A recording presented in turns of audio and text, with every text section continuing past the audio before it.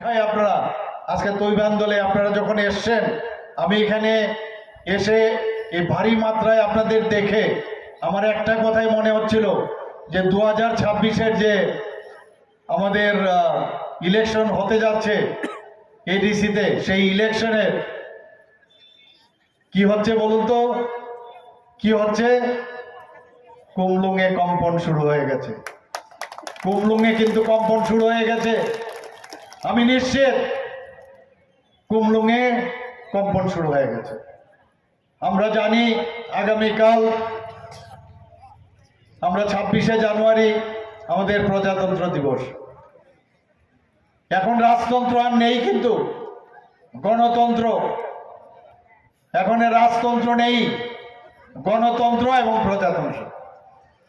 এবং যে কারণে আজকে আমার দেশের মাননীয় প্রধানমন্ত্রী একজন চাওয়ালা, সে রাজ পরিবার থেকে কিন্তু আসেনি। উনি একজন চাইওয়ালা। আজকে এই গণতন্ত্রের কারণে যে সংবিধান প্রতিষ্ঠিত হয়েছে, সেই সংবিধান প্রতিষ্ঠিত দিন হচ্ছে 26শে জানুয়ারি। এবং সেই কারণেই আজকে একজন চাইওয়ালা আজকে আমাদের দেশের মাননীয় প্রধানমন্ত্রী। এবং আমরা এতদিন ধরে দেখেছি বিভিন্ন রাজ্যে যে পরিবারতান্ত্রিক যে পার্টিগুলো আস্তে আস্তে কি অবস্থা হয়েছে, ব্যক্তিকেন্দ্রিক যে রাজনীতি, এগুলো আর চলবে না। মানুষ এখন বুঝে গেছে গণতন্ত্রতে মানুষই শেষ কথা। এবং মানুষ এই কারণে গণতন্ত্রের দরকার যে মানুষ যদি তুমি ভালো কাজ না করো, ওই একটা আঙ্গুল, এই এক আঙ্গুলে টিপ দিয়ে আবার তোমাকে বের করে দেবো আমি। এবং আজকে আরেকটা খুবই দারুণ দিন, আপনারা সবাই জানেন যে আমাদের ন্যাশনাল ভোটার দিন, ভোটার দিবস। যারা 18 বছর পূর্ণ হয়েছে তাদেরকে আমি ওয়েলকাম করব যে আপনাদের হাতে এই ত্রিপুরা রাজ্য শুধু না, সারা ভারতবর্ষ আপনাদের হাতে। আপনাদের বুঝতে হবে এই রাজ্য বা এই দেশ আগামী দিন কারা চালাবে, কারা সুদিন দেখাবে, সাধারণ মানুষের জন্য কে কাজ করবে, জনজাতিদের জন্য কারা কাজ করবে। সেই দিনগুলোর জন্য আপনাদেরকে আমি আজকে 18 বছর হয়েছে এবং আপনাদেরকে এই আজকে শুভ দিনে আপনাদেরকে আমি অভিনন্দন জানাচ্ছি, শুভেচ্ছা জানাচ্ছি, ওয়েলকাম জানাচ্ছি। বন্ধুগণ, এতদিন ধরে তিপ্রাসা বলে বহু পার্টি এখানে এসেছে, লোকাল পার্টি, বহু পার্টি, কিন্তু আমরা কিন্তু দেখেছি কোনো কাজের কিছু নেই। যার যার ব্যক্তিগত ইন্টারেস্টের জন্য এই পার্টি তৈরি হয়েছে এবং পার্টিও শেষ। আর আমরা ভারতীয় জনতা পার্টি, মাননীয় প্রধানমন্ত্রীজির নেতৃত্বে যে সরকার চলছে, প্রথমেই আমরা অটল বিহারী বাজপেয়ীজি যখন ছিল, আগে দপ্তর অন্যান্য দপ্তরের সাথে যুক্ত ছিল, একটা উইং ছিল। অটল বিহারী বাজপেয়ী যখন আসেন, তারপরে আলাদা করে সেপারেট করে জনজাতিদের জন্য আলাদা ডিপার্টমেন্ট করেন। এবং সেটা আমরা দেখলাম আমাদের মাননীয় প্রধানমন্ত্রীজি 2014-তে যখন সে প্রধানমন্ত্রীর দায়িত্ব নিলেন, জনজাতিদের জন্য যেভাবে উনি চিন্তা করেন, বারবার বলছেন যে আমাদের জনজাতিদের আমাদের বুঝাতে হবে এবং তাদেরকে তাদের উন্নয়নের জন্য এতদিন কোনো সরকার চিন্তা করেনি, আমরা তাদের চিন্তা করতে হবে। একদিকে আমাদের পার্টি চিন্তা করছে, বিভিন্ন জায়গায় বিভিন্ন কমিটিতে জনজাতি ছাড়া কোন সময় ভাবা যায় না। ওনাদের উন্নয়ন আমাদের কাছে প্রায়োরিটি। মাননীয় প্রধানমন্ত্রীজি বলছেন যে নর্থ ইস্ট যদি ডেভেলপ না হয় তাহলে ভারতবর্ষ ডেভেলপ হবে না। আজকে নর্থ ইস্টের হীরা মডেল উনি আমাদের দিয়েছেন, হীরা মডেলে ন্যাশনাল হাইওয়ে দিয়েছেন, ইন্টারনেট দিয়েছেন, রেলওয়ে দিয়েছেন, এয়ারওয়ে দিয়েছেন। শুধু তাই নয়, তার সাথে আজকে জলপথেরও ব্যবস্থা এখানে করেছেন। শুধু ত্রিপুরা না, নর্থ ইস্টার্ন জোনের বহু জায়গায় আজকে ওয়াটারওয়েজ করেছে এখানে। আগে নর্থ ইস্টার্ন জোনে কি ছিল, যে নর্থ ইস্টার্ন জোনে সমুদ্রবতীদের আনাগোনা, যাদের সময়ে উগ্রপন্থী সৃষ্টি হয়েছে, বিশেষ করে ত্রিপুরাতে। আমাদের সরকার আসার পর যাদেরকে এই জনজাতিদের ভুল বুঝে যেভাবে উগ্রপন্থার মধ্যে যুক্ত করেছে, তাদের সময় এইগুলো সৃষ্টি হয়েছে। আর আমাদের সরকার আসার পর তাদেরকে আমরা মূল স্রোতে আমরা নিয়ে এসেছি। বন্ধুগণ, আমরা টাকা দিচ্ছি, আমরা ওনাদের রিহ্যাবিলিটেশনের জন্য সব ব্যবস্থা করছি। মাঝখান থেকে অন্য ব্যক্তি এসে বলবে যে সেই সুযোগ নেবে, এগুলো মানুষ খুব ভালো করে বুঝে গেছে এখন, যে যদি দিতে হয়, যদি জনজাতিদের উন্নয়ন করতে হয়, নর্থ ইস্টকে যদি শান্তি রাখতে হয়, ত্রিপুরাকে যদি শান্তি রাখতে হয়, তাহলে একমাত্র আমাদের ভারতীয় জনতা পার্টি এবং মাননীয় প্রধানমন্ত্রীজি সেটা পারেন। আপনারা জানেন প্রায় 11টার থেকে 12টার মতো এই অ্যাকর্ড হয়েছে আজকে নর্থ ইস্টার্ন জোনের, যে একটা শান্তির বাতাবরণ। শান্তি যদি না থাকে, উন্নয়ন কোথার থেকে হবে? আজকে আমার মায়েরা বোনেরা ঘর থেকে বেরোবে, সেখানে যদি দেখা যায় একটা আতঙ্কের পরিবেশ আছে। আগে আমরা দেখতাম কি অবস্থা ছিল জনজাতি অঞ্চলে, জনজাতি অধ্যুষিত এলাকায়। ওনাদের সময়ে আমরা দেখেছি সাংবাদিক খুন হয়েছে এখানে। আগরতলার মধ্যে, মেইন শহরের মধ্যে এক জনজাতিকে, জনজাতি সম্প্রদায়ের একজন অফিসারকে তার ঘরের ভিতর তাকে এবং আরেকজনকে, সে সুখরাম দেববর্মাকে খুন করা হয়েছে, আপনারা সবাই জানেন। এবং যারা খুনি তারা আরামসে হেঁটে হেঁটে চলে যাচ্ছিল। এইরকম একটা অবস্থা, খুন, সন্ত্রাস, অগ্নিসংযোগ। 2021-এর যখন এডিসি ইলেকশন হয়, তখন আমি এই সব জায়গার মধ্যে বহু জায়গায় গেছি।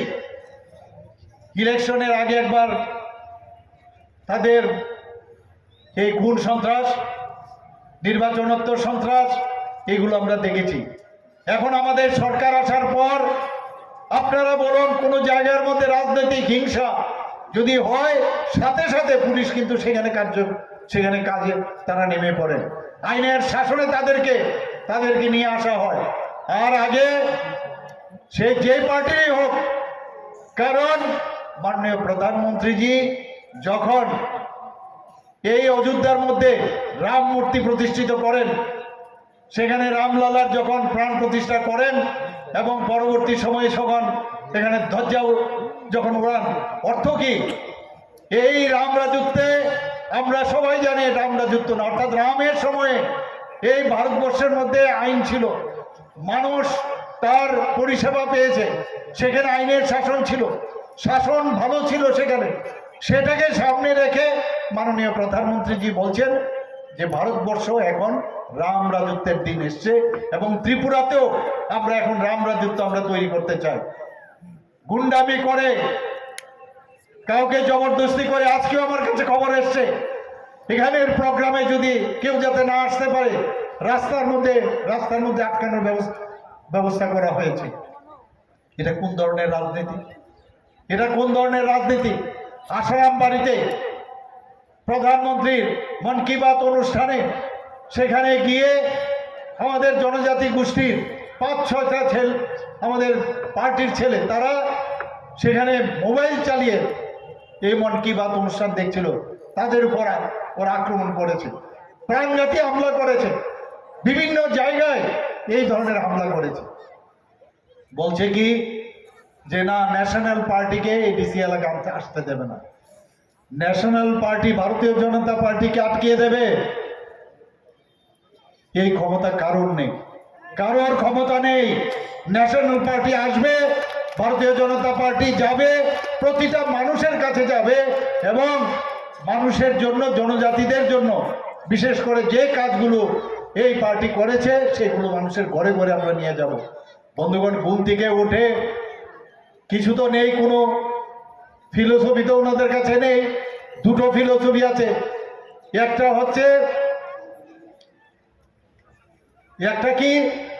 হচ্ছে বিভেদ সৃষ্টি করে দাও, জাতি জনজাতির মধ্যে বিভেদ সৃষ্টি করে দাও, একটা এই ধরনের যে ব্যবস্থা। আরেকটা হচ্ছে গায়ের জোর ব্যবহার করো। এই রাজনীতি আমরা চাই না, আর এই রাজনীতি আমরা করতেও দেব না আগামী দিন।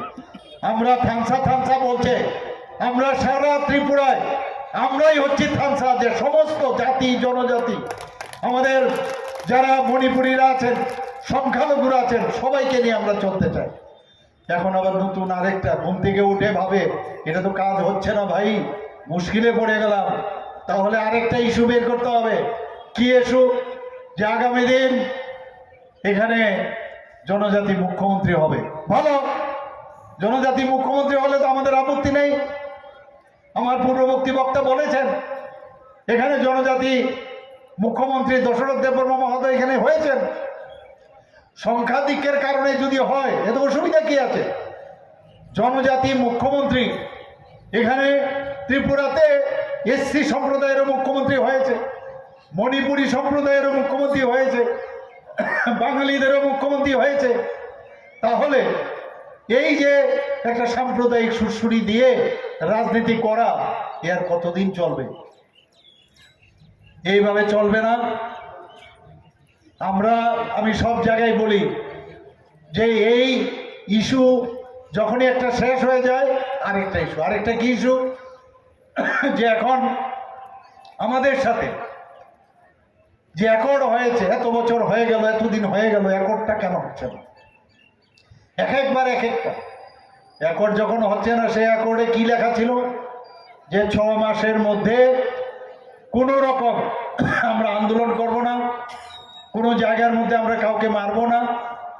ডে 1 থেকে, যেদিন থেকে এই অ্যাকর্ড হয়েছে তারপর দিন থেকে শুরু, বিভিন্ন জায়গায় মারপিট, সন্ত্রাস ইত্যাদি করছে। তাহলে অ্যাকর্ডটা কোন দিক থেকে হবে? এই অ্যাকর্ড তো তোমরাই ভাঙলে।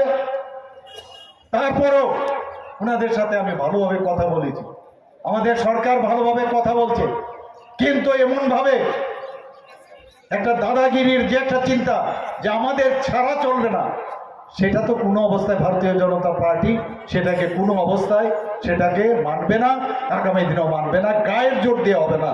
যদি থাকতে হয় সহাবস্থার মধ্যে সুন্দরভাবে থাকতে হবে। ভারতীয় জনতা পার্টির সাথে যেহেতু এসেছো, আমরা চাই আমাদের ভারতীয় জনতা পার্টির যে সব সময় রয়েছে যে আমাদের যারা পার্টনার আছে, আমাদের সাথে যারা আছেন, তাদেরকে আমরা কিন্তু ছাড়ি না। কেউ যদি যেতে চায় কোনো নো প্রবলেম, কিন্তু আমরা অ্যালায়েন্সের যে ধর্ম, সেই ধর্ম আমরা পালন করি। কেউ যদি অ্যালায়েন্সের ধর্ম পালন করতে না চায়, এটা তাদের বিষয়, আমাদের সমস্যা নয়।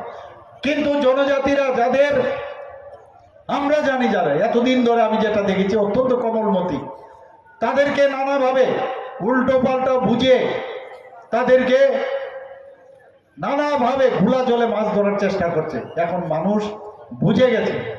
এই ভারতীয় জনতা পার্টি আসার পর 2019 থেকে আমাদের 2018-তে আমরা ত্রিপুরাতে আসলাম, 2024 পর্যন্ত আমরা 7 জন জনজাতি যারা বিশিষ্ট ব্যক্তিরা, যেখানে তাদের বিশিষ্টতার জন্য জানা যায়, তাদেরকে পদ্মশ্রী উপাধি দেওয়া হয়েছে। সেটা একমাত্র সম্ভব হয়েছে ভারতীয় জনতা পার্টির কারণে, আমাদের মাননীয় প্রধানমন্ত্রীজির কারণে। আমাদের একটু আগে আমার রেবতীবাবু বলেছেন যে ত্রিপুরার এই যে আমাদের সিপাহী জলার, আজকে একটু আগেও সেখানে প্রোগ্রাম করে এসেছি, সেই জায়গার উনি যখন উপমুখ্যমন্ত্রী ছিলেন, যে ডেভেলপমেন্ট সেখানে হয়েছে, বিশ্রামগঞ্জ থেকে শুরু করে সমস্ত ওনার যে কেন্দ্র, সমস্ত জায়গায় ত্রিপুরা রাজ্যের আর কোথাও কোনো এই ধরনের কিন্তু ডেভেলপমেন্ট হয়নি। ঠিক আছে, হার জিত থাকবে, এবং ত্রিপুরায় কিন্তু একটা ইতিহাস হয়েছে। জিষ্ণু দেববর্মা সেখানে হাইস্ট ভোটে উনি ইলেকশন সেখানে কিন্তু জিতেছেন। পরবর্তী সময়ে এই রাজনীতির কলা কৌশলে হেরেছেন, ঠিক আছে, কিন্তু আজকে এই জিষ্ণু দেববর্মা মহোদয়কে রাজ পরিবারের এক সন্তান, ওনাকে তেলেঙ্গানার মতো জায়গার মধ্যে এত বড় রাজ্যের সেখানে ওনাকে রাজ্যপাল বানিয়েছেন। আমাদের প্রধানমন্ত্রীজি আসার পর আজকে জনজাতিদের কোনো সময় রাষ্ট্রপতি কোনো দিন হয়নি, সেখানে আজকে এই দ্রৌপদী মুর্মুজি একদম অজগায়ে উড়িষ্যার এক ব্যক্তি মহিলা, ওনাকে আজকে রাষ্ট্রপতিজি বানিয়েছেন। একের পর এক এটা বুঝতে হবে আমাদের যে কারা এই জনজাতিদের নিয়ে যে সবকা সাথ সবকা বিকাশ বিশ্বাস আর তার প্রয়াস, একমাত্র সেটা আমাদের ভারতীয় জনতা পার্টি সেটা করতে পারে, যে সবার উন্নয়ন চাই আমরা। উন্নয়নের প্রধান শর্তই হচ্ছে আইন শৃঙ্খলা। আজকে আইন শৃঙ্খলা কিছুদিন আগে আপনারা দেখেছেন যে 20 বছরের মধ্যে 20 বছরের ইতিহাস ত্রিপুরাতে 8.2% ক্রাইম রেট কমে গেছে ত্রিপুরাতে। আজকে এটা আমাদের জন্য, আজকে বাইরের থেকে এর জন্য ইনভেস্টর ত্রিপুরাতে আসছে এখানে। কালকেও আপনারা ডোনার মিনিস্টার এখানে এসেছেন জ্যোতিরাদিত্যজি, উনি বলছেন যে যেভাবে ত্রিপুরাতে পর্যটনের সংবাদ এখানে, এবং প্রায় 800 কোটি টাকার মতো এখানে আজকে এখন অলরেডি দিয়ে দিয়েছেন, আরও আগামী দিন দেবেন। সেই ওনার ডোনার মিনিস্ট্রি থেকে মাননীয় প্রধানমন্ত্রীজির যে চিন্তা ভাবনা, সেইভাবে ত্রিপুরাকে আজকে ডেভেলপ করা হচ্ছে। রাস্তাঘাট থেকে আরম্ভ করে বিভিন্ন জায়গায় সমাজপতিদের সাথেও আজকে আমি কথা বলেছি এখানে আসার আগে। ওনারও কিছু কিছু দাবি আমার সামনে রেখেছেন। আমরা বললাম উন্নয়ন অন্তহীন। এতদিন ধরে 35 বছরের রাজত্ব আপনারা দেখেছেন, কংগ্রেসের পিরিয়ডও আপনারা দেখেছেন, জনজাতিদের ভোট বাক্সেই পরিণত করেছে। ইস্যু শেষ, আরেকটা ইস্যু তাড়াতাড়ি বের করতে হবে। সেটা কি ইস্যু? ইস্যু হচ্ছে যে আমাদের রোমান স্ক্রিপ্ট করতে হবে।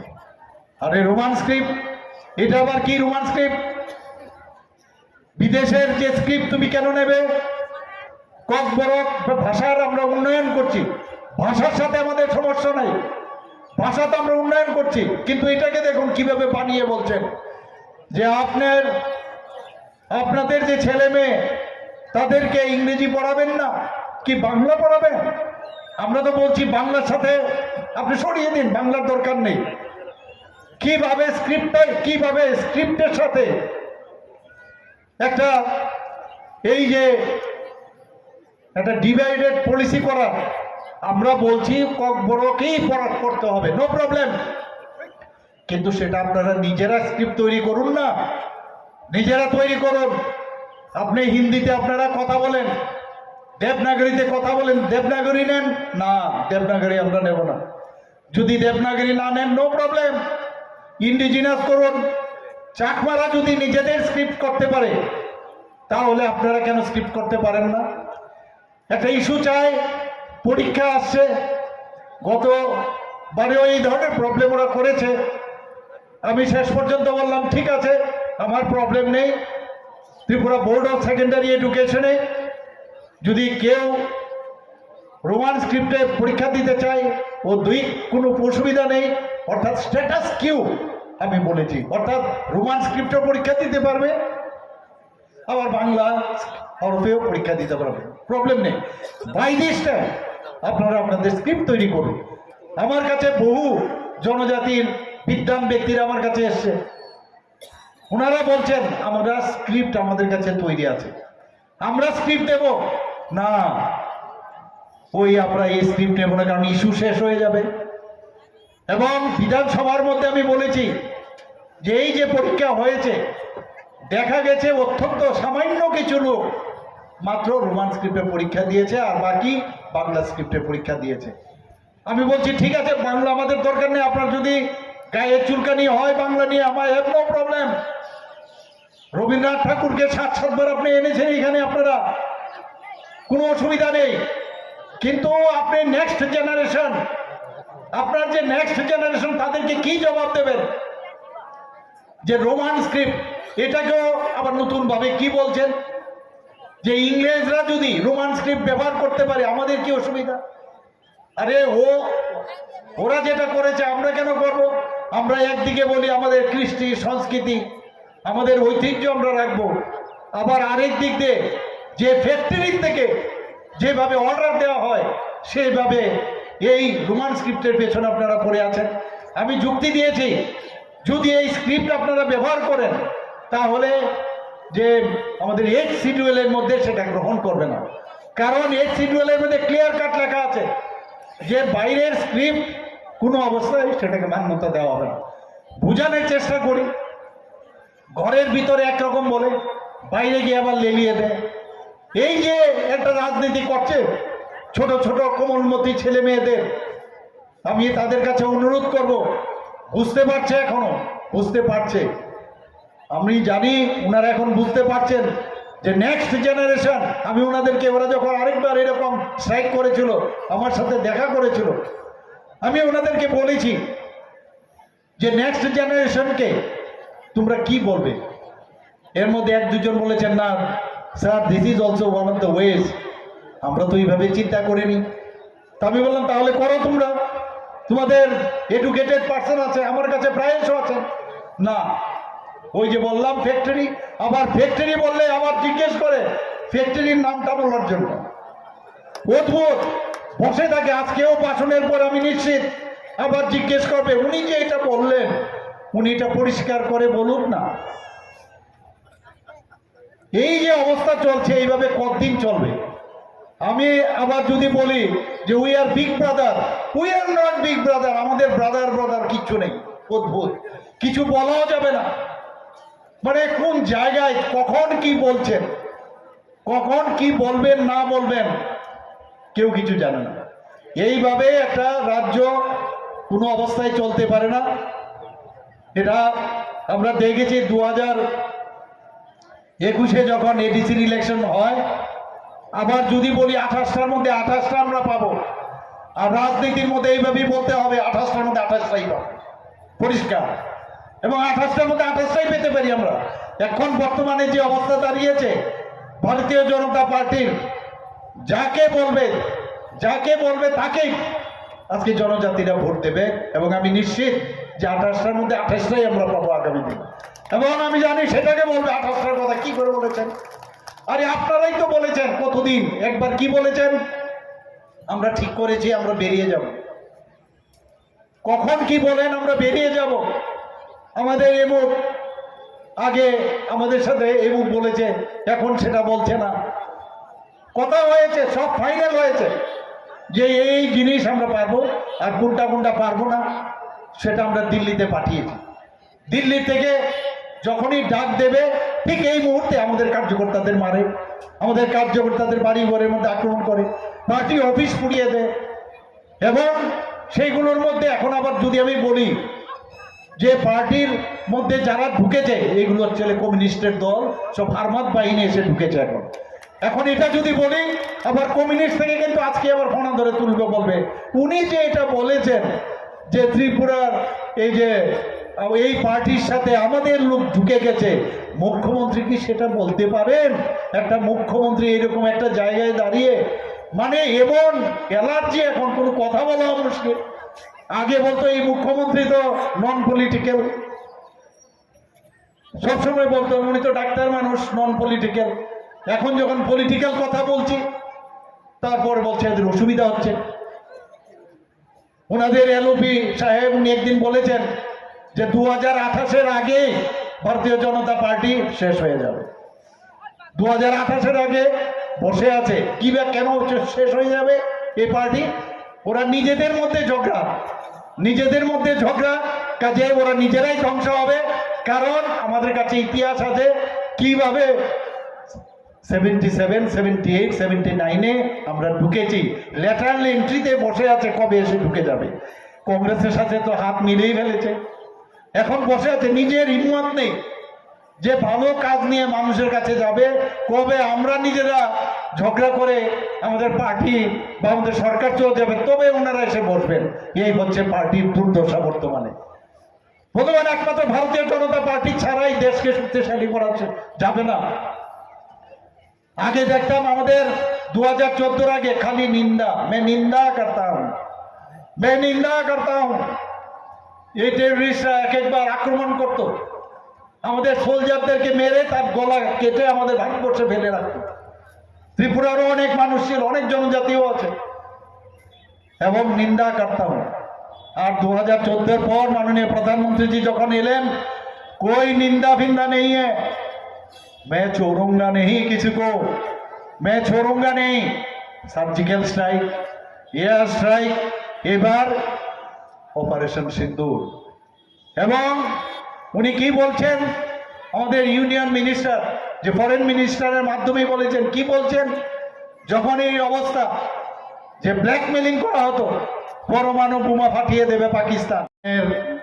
মাননীয় এমডিসি শ্রী পদ্মলোচন ত্রিপুরার যে বলল যে 10 দিন সমানে ওর ঘুম হচ্ছিল না, টেনশনে ছিল যে আজকের এই প্রোগ্রাম এটা সাফল্যমণ্ডিত হবে কি হবে না।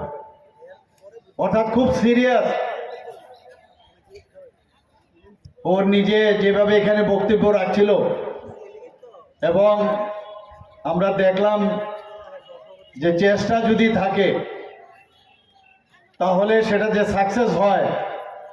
আজকে এখানে এত লোক আমার ভাই ও বোনেরা এখানে উপস্থিত হয়েছে তৈবান দলে, সেটাই তার প্রমাণ।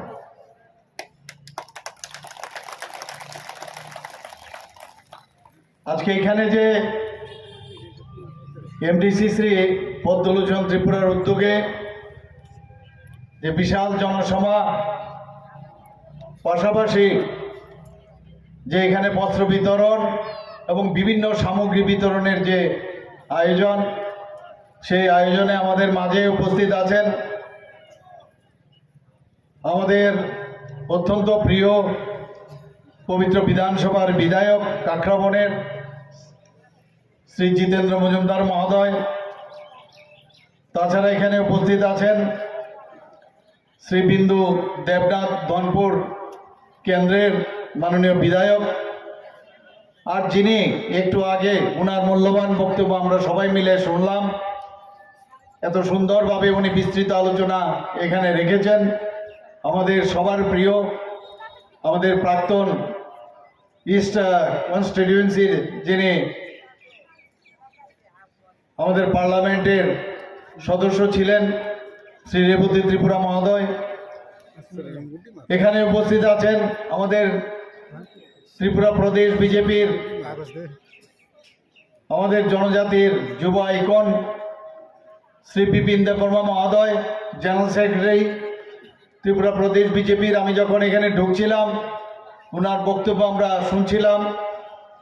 এখানে আমাদের প্রদেশ বিজেপির সম্মানিত স্টেট সেক্রেটারি ডেভিড দেববর্মা উপস্থিত আছেন, উনিও ওনার বক্তব্য এখানে রেখেছেন খুব সম্ভবত, আমি জানি না। এখানে উপস্থিত আছেন শ্রী বিপুল মজুমদার মন্ডল প্রেসিডেন্ট 23 দনপুরের। তাছাড়া এখানে বিশ্বজিৎ মারাক 9টা থেকে 10টার মতো এই টেররিস্টদের ঘাঁটিকে ধ্বংস করে ফেলেছে। এই হচ্ছে আমরা একটা গার্জিয়ান আমরা পেয়েছি। গার্জিয়ান উইক হলে ইঞ্জিন গাড়ির যদি আপনার ট্রেনের সামনের ইঞ্জিন যদি খারাপ হয়, ভালো না চলে, তাহলে আপনার সামনের দিকে এগোবেন কি করে?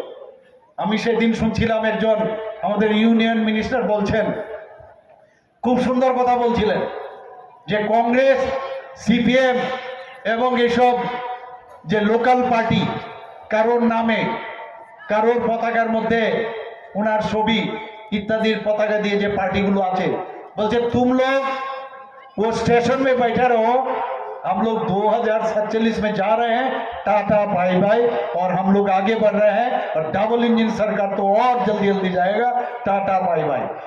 এই হচ্ছে ভারতীয় জনতা পার্টি, এত স্পিডে এখন চলছে। আমাদেরকে ধরে রাখার উপায় নেই, ভয় দেখে ভারতীয় জনতা পার্টিকে আটকানো যাবে না। আমাদেরকে অনেক সময় এখন তো ওই বলে না যে every action there is an equal and opposite reaction, যেরকম বলবে সেই রকম আমরা করব। মুখ্যমন্ত্রী এখন সরে যাচ্ছে, মুখ্যমন্ত্রীকে সরিয়ে দিবে, ভালো সরিয়ে দিন, নো প্রবলেম, কিন্তু ওই সাম্প্রদায়িক সুচরি লোক চলে যাচ্ছে, থাকছে না, থাকছে না, ধরে রাখতে হবে। আগে আমার কাছে ডেপুটেশন দিতে এসেছিলেন, ডেপুটেশন দিতে এসে বলছেন কি ব্যাপার, 5-6 দিন ধরে আমার সাথে। আমি বললাম ঠিক আছে, আসুক, দেখা করুক, নো প্রবলেম, আমি সবসময় সম্মান করি। আসার পরে আমাকে বললেন যে এরকম, এর মধ্যে আগে যে স্ক্রিপ্ট ছিল রুমানের সাথে আবার আরেকটা ঢুকিয়ে দিয়েছে। আমি বললাম আবার কবে আরেকটা ঢুকাবে? এইভাবে ঢুকিয়ে আর কতজনকে আটকাতে পারবে না তোমরা। যাই হোক, ওনাদের সাথে ভালোভাবে কথা বলেছি। বাইরে গিয়ে বলছে মুখ্যমন্ত্রী রাজি আছে, মুখ্যমন্ত্রী খুব ভালো, খুব ভালো। মানে আমার সাথে দেখা করা, বাইরে গিয়ে বলছে। আমাকে অনেক সাংবাদিক বন্ধুরা জিজ্ঞেস করছেন এটা কি, আমি বললাম সৌজন্যতার সাথে জন্য আমি দেখা করেছি, এর অর্থ ওই না। We stand by our original statement. কোনো অবস্থায় আমাদের কেন্দ্রের নেতৃত্ব কোনো অবস্থায় রোমান স্ক্রিপ্টকে মান্যতা দেয় না। যত বড় আন্দোলনই হোক তাতে কোনো লাভের লাভ হবে না।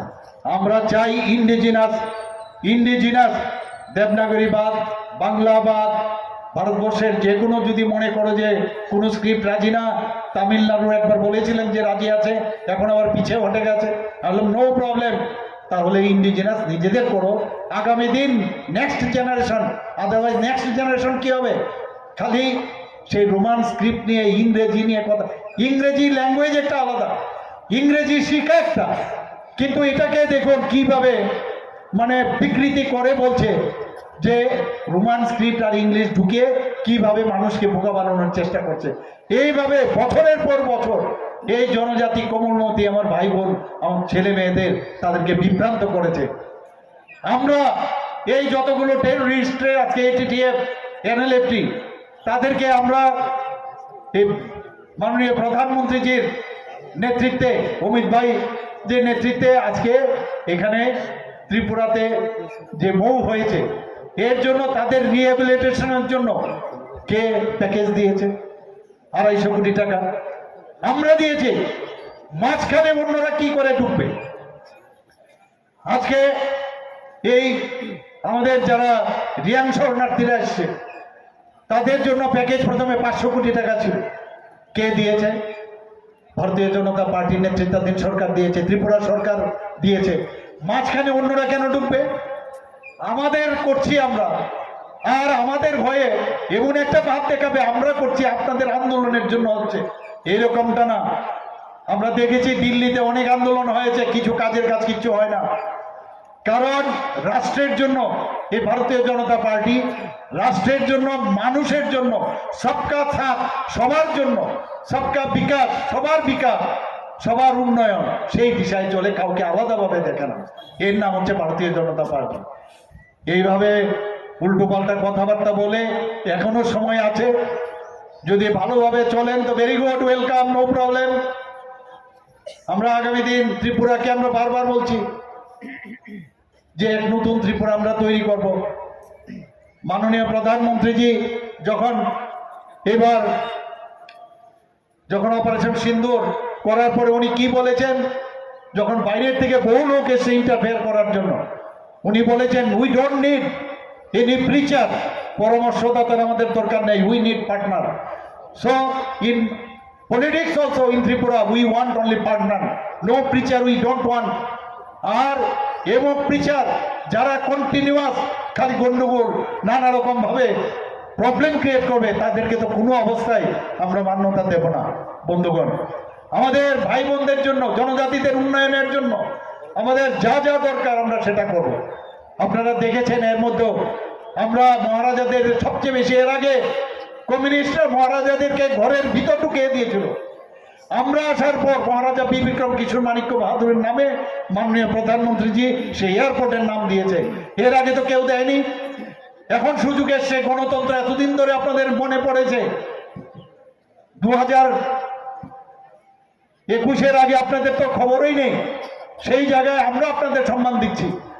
আজকে কামান চমনির যে একটা আইল্যান্ড ছিল মহারাজা বি বিক্রমের, সেখানে আমার বাড়ির সামনে, আমরা ছোটবেলায় দেখেছি সেখানে 0 মাইল ফলক, সেটাকে আমি মাটির থেকে উঠিয়েছি, চোখের সামনে আমি দেখতাম। সেটাকে উঠিয়ে আজকে এখানে মহারাজা বীর বিক্রমের সেখানে মূর্তি আমি এখানে বসিয়েছি। বন্ধুগণ, আমরা সম্মান দিচ্ছি। আজকে এস.ডি. বর্মনের কথা কে না জানে? উনি একজন রাজপের পরিবারের একজন ব্যক্তি, এত বড় সুরকার, এত বড় গায়ক সারা পৃথিবীর মধ্যে নেই। ওনাকে এয়ারপোর্ট থেকে আসার পথে ওনার মূর্তি, আমি যখন মুখ্যমন্ত্রী হই, একটা পূর্ব বয়া মূর্তি ওনার নামে আমরা সেখানে কিন্তু প্রতিষ্ঠিত করেছি। একের পর এক আমরা মহারাজাদের সম্মান আমরা দিয়েছি। তা আমরা সবাইকে যেমন সম্মান দিই, 500 বছরের যে মানিক্য ডাইনেস্টি, ওনাদেরকে আমরা সম্মান দিই। এত কাজ করেছে, স্কুল কলেজ সব দিয়েছে, কিন্তু এর অর্থ এই নয় যে এখন এই গণতন্ত্র যুগে এখন তুমি বা আমরা আপনারা যা বলবেন সেটা আমরা করব, এইভাবে চলবে না। দেশ এইভাবে চলবে না। দেশ দেশের মতো চলবে, রাজ্য রাজ্যের মতো চলবে। সাধারণ মানুষের যে প্রবলেমগুলো আছে সেই প্রবলেমগুলো আমরা সলভ করার জন্য আমরা এখন সরকারে বসছি। আগের সরকার আমরা কি দেখতাম? খালি প্রবলেম ক্রিয়েট করে, অর্থাৎ প্রবলেম ক্রিয়েট করার সরকার ছিল। আর আমাদের সরকার হচ্ছে সলিউশনের সরকার। এডিসির কি অবস্থা দেখেছেন? সেটা যে কোনো কারণেই হোক, আমরা মাত্র 11টার মধ্যে আমরা সেই 2021-এ আমরা প্রতিদ্বন্দ্বিতা করি, দুটোর মধ্যে খালি ফ্রেন্ডলি করেছি। তারপরেও আমরা সেখানে 9টা, পরবর্তী সময়ে আরো একটা, আউট অফ 28 আমরা 10টা কিন্তু সেখানে আমরা ভোট আমরা এডিসি আমরা পেয়েছি। সেখানে আমরা মাত্র এই 11টার মধ্যে এতগুলো, তাহলে আমাদের শক্তিটা কোথায়? বলছে आइए मैदान में आइए, देखता हूं क्या होता है। मैं भी बोलता हूं मैदान में हम भी देखेंगे आप क्या करोगे, हम भी देखेंगे क्या करोगे आप। हम लोग आराम से बात करना चाहते हैं, आराम से सोचना चाहिए। You should be in your mind. अंदाजी में हल्ला करके और गलार শিরা ফুলিয়ে কথা বললেই মানুষ এখন শুনে না। কাজ দেখাতে হবে। এডিসির সম্পর্কে আমাদের পদ্মলোচন মহোদয় অলরেডি বলেছেন যে হোয়াইট পেপার আমরা দাবি করেছি। এডিসির মধ্যে কিন্তু আমরা অ্যালায়েন্সে নেই, আমরা কিন্তু এডিসিতে অ্যালায়েন্সে নেই, আমরা কিন্তু এডিসিতে আমরা অপোজিশনে। কাজে আমরা অপোজিশন পার্টি হিসাবে আমরা এডিসির জন্য আমরা কথা বলতে পারি। আমাদের 28-এ ইলেকশন হবে, সেটা পরে দেখা যাবে। এখানে আমাদের রোল এখানে কিন্তু পার্টনার হিসাবে না, এটা বুঝতে হবে বন্ধুগণ।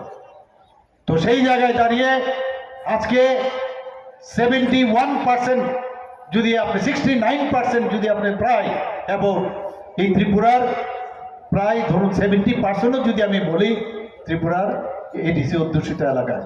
তো ত্রিপুরার উন্নয়ন যদি করতে হয়, যত উন্নয়ন হচ্ছে ন্যাশনাল, আমাদের যে ন্যাশনাল যে রোডগুলো হচ্ছে, এতগুলো রোড, 6টা ন্যাশনাল রোড হচ্ছে, বেশিরভাগ জনজাতি অধ্যুষিত এলাকায়।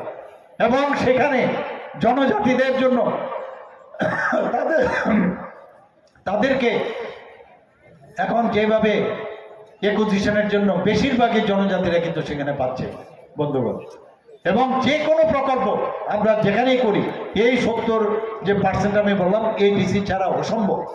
30% নন এডিসি এলাকা যে কোনো, আজকে আমি বাজেটের সময় আমি বলেছি, বিধানসভায় আমি বলেছি, আমাদের যখন 27,000 কোটি টাকা আমাদের বাজেট ছিল, সেখানে কমিটেড এক্সপেন্ডিচার আমাদের আছে, বেতন আমাদের দিতে হবে, যারা অলরেডি পেনশন পাচ্ছে দিতে হবে, আমরা যে 2,000 টাকা করে যে ভাতা দিচ্ছি সেটা দিতে হবে, আমরা যে ঋণ নিয়েছি সেটা আমাদের দিতে হবে, সেটার থেকে আপনি বাদ যাবেন না। এই 27,000 কোটি টাকার মধ্যে আমরা এডিসির উন্নয়নের জন্য কত পার্সেন্ট আমরা দিই? 39.06% আমরা এডিসির জন্য দিই। আর এইবার 2025-26 অর্থ বছরে সেটা 40%-এর উপরে যাবে। বলছে পয়সা দেয় না, পয়সা দেয় না। কে কোথায় যায় সবাই জানে, সবাই জানে কে কি করছে সেখানে। উন্নয়নের নামে প্রহসন আর চালাবে ত্রিপুরা। ত্রিপুরার কি দুর্দশা হবে এক এডিসি দেখেই বোঝা যায়। আজকে আমরা কিন্তু লাকি যে এখানে জুট আমল ত্রিপুরাতে কোনো এক সময় ছিল। কংগ্রেসের জুট আমল আমরা দেখেছি, মানুষ ভয়েও আর কংগ্রেসকে আনবে না। এডিসিতে এখন যারা চালাচ্ছে, এটা কিন্তু আমাদের জন্য একদিকে ভাগ্য ভালো যে এইটাকে সামনে রেখে আগামী দিন যারা এডিসি চালাচ্ছেন, যেভাবে দুর্নীতি ওরাও ওখানে করছে, সব খবর আমার কাছে আছে। এই জনজাতি ভাই বোনেরা আগামী দিন ওনাদেরকে কোনো অবস্থায় আর বসতে দেবে না, এটা নিশ্চিত আপনারা থাকতে পারেন বন্ধুগণ। এর জন্য বলছি 28-এ 28। কংগ্রেস তো শূন্য অলরেডি গত ইলেকশনে, সিপিএমও শূন্য। এখন তুর করে বেরোই শুনি অনেক জায়গার মধ্যে। এখনো বসে আছে, ওই যে হারমাতগুলো ঢুকেছে, কবে আবার ব্যাক করবে আমি জানি না। কষ্ট হয় যখন জনজাতির মহিলাদের ঘরের ভিতরে গিয়ে তাদের আসবাবপত্র ভেঙে দিচ্ছে, মহিলাদের উপর অত্যাচার করছে। 21 থেকে শুরু করেছে এখনো। আরে গণতন্ত্রই যদি মানো তো সব পার্টির অধিকার রয়েছে, আর আমরা হচ্ছি ন্যাশনাল পার্টি, যে কোনো জায়গায় যাবে। অনেক সময় জলের কথা বলে মুখ্যমন্ত্রী সেখানে যাবে, কোনো মন্ত্রী কোথাও যাবে, আগের থেকে সেখানে আটকিয়ে দাও যাতে না যেতে পারে। কি অদ্ভুত এই যে কত ঘটনাগুলো করছে। আজকে আমরা সমাজপতিদের 2000 টাকা করে, আমাদের সরকার আসার পর 2000 টাকা করে তাদেরকে সম্মানিত দিয়েছি। এখন আমরা কিছুদিন আগে এই ক্যাবিনেটে ডিসিশন নিয়ে আমি সমস্ত মিনিস্টারদের বললাম যে ওনারা সমাজের জন্য কাজ করছেন, আর আমাদের যে চিন্তা ভাবনা, আমাদের পার্টির যে চিন্তা ভাবনা, যে সমাজ পরিবর্তন খুব দরকার। সমাজের পরিবর্তন করলে যারা সমাজে কাজ করছে তাদেরকে এটা এরকম না যে কাউকে একটা ভাতা দেওয়া হচ্ছে, তাদের সম্মান দিচ্ছি আমরা। 2000 থেকে 5000 আমরা করেছি, এবং 19টি জনজাতি গোষ্ঠী আছে। কিন্তু পরবর্তী সময়ে আমি দেখলাম প্রায় 40-এর উপরে জনজাতি গোষ্ঠী, ছোট ছোট জনজাতি গোষ্ঠী ত্রিপুরাতে এখনো আছে। এখনো অনেকে কম এক্সটিংক্ট হয়ে যাচ্ছে, হারিয়ে যাচ্ছে। আমি বললাম সবাইকে বাঁচাতে হবে, তাদের কৃষ্টি সংস্কৃতি, তাদের পরম্পরা আলাদা। এবং মাননীয় প্রধানমন্ত্রীজি, আমাদের পার্টি এগুলো চায় যে কাউকে হারিয়ে আমরা যেন না হারায়। তাদেরকে বাঁচানোর জন্য আমাদের বিভিন্ন সংখ্যালঘু সম্প্রদায়ের আমাদের ডিপার্টমেন্ট খুলেছে, তাদেরকে খুঁজে খুঁজে বের করছে। তাদেরও যে প্রধান আছে, কেউ রায় আছে, কেউ সমাজপতি আছে, চৌধুরী আছে, তাদেরকে 5000 টাকা করে দেওয়ার জন্য আমি বলেছি। বিভিন্ন সাব ডিভিজনাল हॉस्पिटल सब डिवीजन में ডিএম অফিসে। এবার এই গভর্নমেন্ট আমরা কিছুদিন আগে ডিসিশন নিলাম যে শুধুমাত্র টিসিএ সমকক্ষ, আমাদের টিসিএর সমকক্ষ অফিসার আমরা নিযুক্ত দিয়েছি সব সাব ডিভিশনে এবং ডিস্ট্রিক্টে। তাদের কাজ হবে যতগুলো দিল্লির, আমাদের সেন্ট্রালের যেসব প্রকল্পগুলো আছে, আমাদের রাজ্যের যে প্রকল্প, সেগুলো তারা খালি শুধু দেখবে। আমরা এইভাবে আমরা কাজ করছি বন্ধুগণ। আজকে এডুকেশনের কথা বলুন, ওনারা চাইছেন এখানে যাতে এডুকেশন কম থাকে, কম হয়, জনজাতিরা যাতে কম বুঝে। আর মাননীয় প্রধানমন্ত্রীজি বলছেন প্রতিটা ব্লকে আমি এই যে একলব্য মডেল রেসিডেন্সিয়াল স্কুল করব। ত্রিপুরাতে অলরেডি 2018-র আগে মাত্র 4টা শুধু একলব্য রেসিডেন্সিয়াল মডেল স্কুল ছিল। এখন কটা সেকশন হয়েছে? 21টা। 12টা অলরেডি শুরু হয়ে গেছে, 6টা এই মার্চের মধ্যে হবে যা আমাকে বলা হয়েছে, বাকিগুলো সামনের বছরে হবে। এরপরও আমি দিল্লিতে গেছি, গিয়ে এই যে ব্লকের মধ্যে করলেই হবে না, তার জন্য কিছু রুলস এন্ড রেগুলেশন আছে। 50% ওই লোক সংখ্যার 50% সেখানে থাকতে হবে জনজাতি। শুধু তাই নয়, সেখানে 20,000 মিনিমাম থাকতে হবে। সেখানে আমি গিয়ে বললাম কিছু রিল্যাক্সেশন দিয়ে যদি দেন তাহলে আরো 15টার জন্য আমি দাবি করে এসেছি। একলব্য মডেল রেসিডেন্সিয়াল হচ্ছে, রাস্তাঘাট হচ্ছে, বিভিন্ন জায়গায় আজকে ফুটবল, এই যে জনজাতিদের মধ্যে আমরা অনেক জায়গায় দেখেছি আমাদের ছোট ছোট ছেলে মেয়েদের এখন নেশার দিকে ঝুঁকে যাচ্ছে ওখানে। এবং এটা কিন্তু ইন্টারন্যাশনাল একটা মানে কনস্পিরেসি, যে সবাইকে এই ড্রাগসের মাধ্যমে বুথ করে রাখুন। শুধু জনজাতি না, জাতিদের মধ্যে বিভিন্ন জায়গায় যারা মাইনরিটি তাদের মধ্যেও করছে সেই বিষয়। আমরা সেই দিকে আমরা কাজ করছি, আমরা ধরছি, কিন্তু এগুলো আপনাদের নজর রাখতে হবে। আমরা এখানে যারা জনজাতি এলাকায় আছে আমরা একটা স্লোগান দিয়েছি, যারা হোস্টেলগুলো আছে, যে ফুটবল একটা খেলা নিয়ে, football is a game, drug is the same. এই স্লোগান নিয়ে আমরা কাজ করছি বন্ধুগণ। একের পরে প্রায় 4 থেকে 5টা এই যে টাফ ফুটবল গ্রাউন্ড আমরা তৈরি করেছি। আমি দেবভক্তি জমাতিয়া আমার সাথে অ্যাথলেটিক্স করতো, ওর নামে এটা ও নেই এখন, ওর নামে আমরা এই বাজারঘাটে তার নামে ওই ট্র্যাক দেবভক্তি জমাতিয়া যে ট্র্যাক, যা দৌড়ানোর যে ট্র্যাক হয় সেই ট্র্যাক ওনার নামে উৎসর্গ করছি। আমরা এইভাবে কাজ করি, জনজাতিদের উন্নয়নের জন্য আমরা কাজ করে যাচ্ছি একের পরে। এরকম যদি পুরো বলি শেষ করা যাবে না। মুখ্যমন্ত্রীর নামে আজকে ভগবান বিরসা মুন্ডার নাম আগে তো আমরা এত শুনিনি। এই জনজাতিদের জন্য, জনজাতিদের দেশের জন্য উনি যেভাবে ইংরেজদের বিরুদ্ধে উনি বলিদান হয়েছেন, তাকে সম্মান দিয়েছে মাননীয় প্রধানমন্ত্রীজি।